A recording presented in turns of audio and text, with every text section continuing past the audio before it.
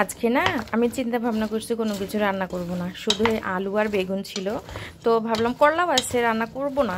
আমার ইচ্ছা নাই আজকে আমি আলু বেগুনের ঘন্ট করে খাবো, এটা আমার ইচ্ছা। তো আলু বেগুনের ঘন্টতে কোনো কিছুই দেওয়া লাগে না, ওইরকম মশলা। তারপরেও আদা বাটা একটু দিয়েছি, রসুন বাটা একটু দিয়েছি। আলুগুলো যেহেতু এখন নতুন মিষ্টি মিষ্টি করে, যার কারণে বেগুনগুলো নষ্ট হয়ে যাচ্ছিল। দিয়েছি হচ্ছে কাঁচামরিচ, পেঁয়াজ কুচি করে দিয়েছি, আর হচ্ছে হলুদ আর জিরা, তেল দিয়েছি। দিয়ে একদম এটাকে কষে প্রেশার কুকারে বসিয়ে দেবো। তারপরে একটু আমি কষে কষে নেব। তার মানে এর ফাঁকে ফাঁকে আরও অনেক কাজ থাকে না, মহিলা মানুষের কাজের তো কোনো শেষ নাই, সেই কাজগুলোই করব। তরকারিটা বসে দিয়ে এদিকে চলে আসছি। বাংলা একটা প্রবাদ আছে না, অভাগা যেদিকে যায় সাগর শুকিয়ে যায়, সে হচ্ছে আমাদের অবস্থা। মানে আলুর দাম দিন দিন বাড়তেছিল বিধায় আমার বর কিছু আলু কিনে রাখছিল, বলতেছিল যে আলু কিনে রাখি। আমরা যেদিকে থাকি এদিকে তো একদম বর্ডার এলাকা, সবসময় বাজার টাজারও পাওয়া যায় না। যাই হোক, যেটুকু পাওয়া যায় সময় হলে তো পাইলে তো নিয়েই আসবো। আর যেদিন হয়তো বা কোনো কিছু পাওয়া গেল না, সেদিন আলু দিয়ে একটা কোনো কিছু তরকারি রান্না করে মাছ মাংসের সাথে চালিয়ে দেয়। ভালো কথা, আমি কিছু বললাম না। সে আলুগুলো নিয়ে আসছে, কিন্তু কি অবস্থা দেখেন আমাদের আলুগুলা। মানে খাচ্ছি কিন্তু কিছু কিছু আলু একদম পচে গেছে। এই দেখেন, এই আলুগুলো আর খাওয়া যাবে না। এখন কি করব বলেন? আর আমার আলুতে দেখেন দুই ব্যক্তি এসে বসে আছে, এই দেখেন।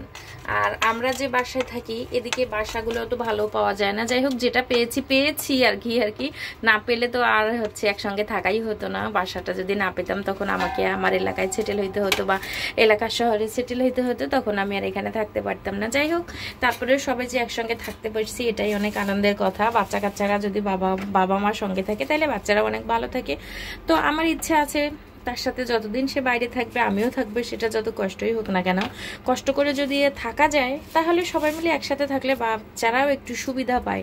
মানে বাবার ভালোবাসা, মায়ের ভালোবাসা, মাদেরকে কিন্তু বাচ্চারাও তো ভালোবাসে না, কিন্তু বাবাদেরকে বেশি ভালোবাসে। এই যে অভাগা কপাল, যেদিকে যাই সেদিকে সব কিছুই শুকিয়ে যায়, একটা কথা আছে না, সে হচ্ছে আমাদের অবস্থা। এর আগে যেখানে ছিলাম একদম রাজধানীতে ছিলাম, সে জায়গাটা খুবই ভালো ছিল। আর আমরা এখন যেখানে চলে আসছি এখানে কিছুই পাওয়া যায় না। আচ্ছা হোক, ভালো জিনিস তো পাওয়া যায় না, এমনকি মাছ মাংস পাওয়া যায় না। মাসে একদিন আমাদেরকে বাজার করতে হয়, সেই বাজার দিয়ে আমাদেরকে পুরো মাসটা চালিয়ে নিতে হয়। মাঝে মাঝে শুধু কিছু সবজি কিনে নিয়ে আসে।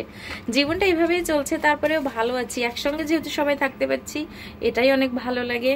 তারপরে দেখা যাক বাকি জীবন আর কিভাবে কাটানো যায়। তো বাচ্চা কাচ্চা যতদিন ছোট আছে, বাবার সঙ্গে শুইতে পারে যতদিন আর কি, ততদিন আছি। তারপরে যদিও মানে সমস্যা হয় তখন বাইরে গিয়ে আমাকে থাকতে হবে। যাই হোক, বাইরে বলতে আমাদের গ্রামের বাড়ি হচ্ছে রংপুরে, কিন্তু আমরা থাকি পঞ্চগড় জেলায়। আর আমরা আছি একদম সার্জিস আলমের এলাকায়।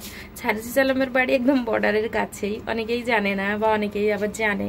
তো কয়েকদিন আগে আমি গেছিলাম ওনাদের ওখানে। সার্জিস আলমের বাড়ির পাশে দুটো বড় বড় ব্রয়লার মুরগির খামার আছে।